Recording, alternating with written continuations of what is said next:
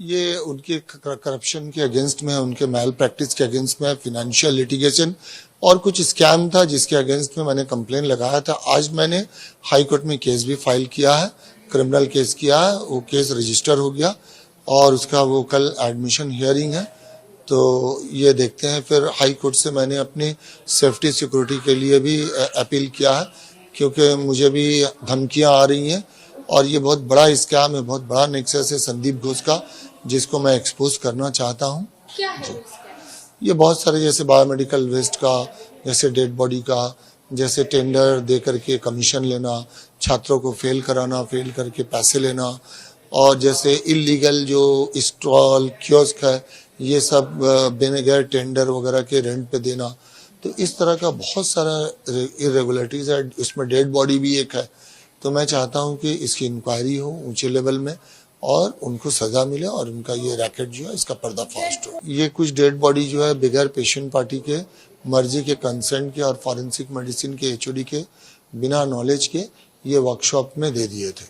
तो इसके अगेंस्ट में एक इंक्वायरी कमेटी हुई थी, नेशनल कमीशन में कंप्लेन भी हुई थी, हाई कोर्ट में भी पीएल हुआ था। बहुत कुछ हुआ, सब कुछ हुआ, लेकिन पता नहीं आज तक कुछ हुआ नहीं इनका। हाँ, ये तो समझ में आता है क्योंकि दो मरतबा इनका ट्रांसफर हुआ, फिर ट्रांसफर होने के बाद दोबारा आके ये पोस्ट पे बैठ गए।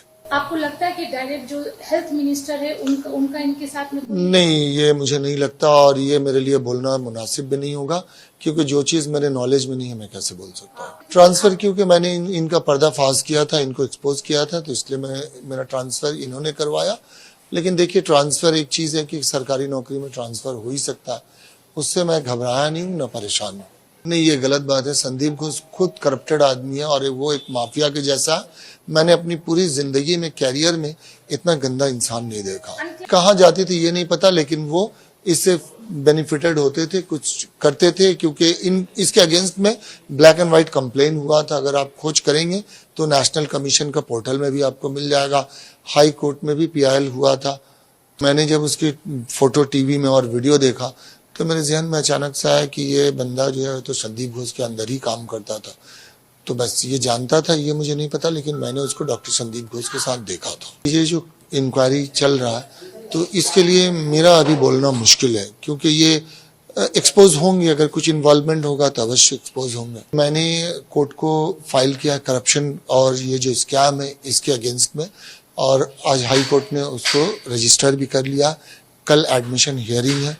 हाँ, मैंने सीबीआई और ईडी को इंटरवीन करने के लिए कहा है, क्योंकि ये बहुत बड़ा नेक्सस संदीप घोष चला रहे, इसको तोड़ना, एक्सपोज करना जरूरी है। ये भविष्य के लिए, बच्चों की जिंदगी के लिए, ये देश के हित में होगा, इसलिए मैं कोशिश कर रहा हूँ।